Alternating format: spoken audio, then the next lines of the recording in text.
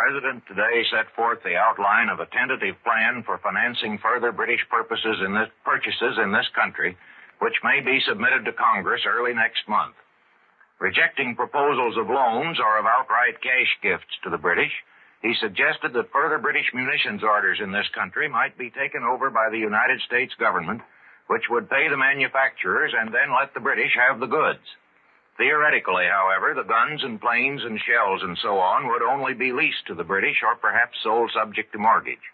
Details of this have not been worked out, but the President suggested that after the war they might return to us what is left and replace what is lost.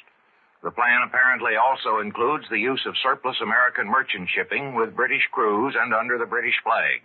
But this also would presumably be on the basis of lease or mortgage. However, the President said that the question of title to the property would be a matter for lawyers to straighten out. Mr. Roosevelt added that he saw no need to extend the present limited emergency status by proclamation of a full emergency. Secretary Hull also told public officials today that production must be increased as the British would face the crisis in the first half of next year.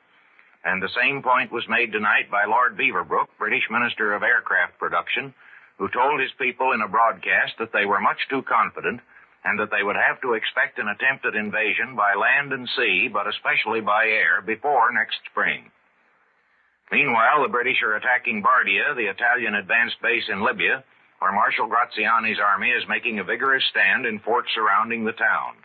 3 forts to the south of Bardia were taken today, however, and the British say that their motorized columns are striking in the rear of the Italian positions and endeavoring to encircle them. The Italians report only that the battle is continuing fiercely, and they claim to have torpedoed a British light cruiser which was bombarding Bardia. It was reported in Athens tonight that the Greeks had taken the town of Tepeleni, though the Italians still hold the heights just beyond, but this is not officially confirmed. The Greeks do officially claim the capture of the strategically important Mount Skivovic between Tepeleni and Kimara, and they say they repulsed several desperate Italian counterattacks in that area. But apparently one of them was not repulsed, for the announcement in Athens that the Greeks are bombarding the port of Palermo, which they captured several days ago, indicates that the Italians have retaken it. No air raids have been reported from anywhere in England tonight, which is presumably due to the heavy fog over the Channel. British bombers, however, were able to take off and are making another vigorous attack on the French Channel forts. Last night, the British attacked Mannheim on the Middle Rhine, where the Germans admit considerable damage, though, as usual, they say that hospitals suffered most of it. Some of these British bombers, however, appear to have got 100 miles off their course and raided the Swiss city of Basel, where several persons were killed. The Swiss government has protested and demanded compensation.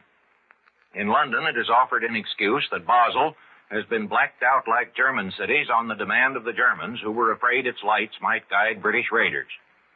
British air raid casualties for November were about 4,600 killed and 6,200 seriously wounded, making a total of killed and wounded for the year of more than 46,000. Pierre Laval was released from custody today on the demand of Otto Abetz, the German ambassador to France, and took part in a conference this afternoon with Marshal Pétain and the leading members of his cabinet.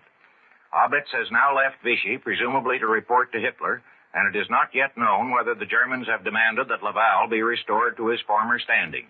But Berlin spokesman said today that Germany was determined to examine the motives behind his removal. And that's the news to this moment.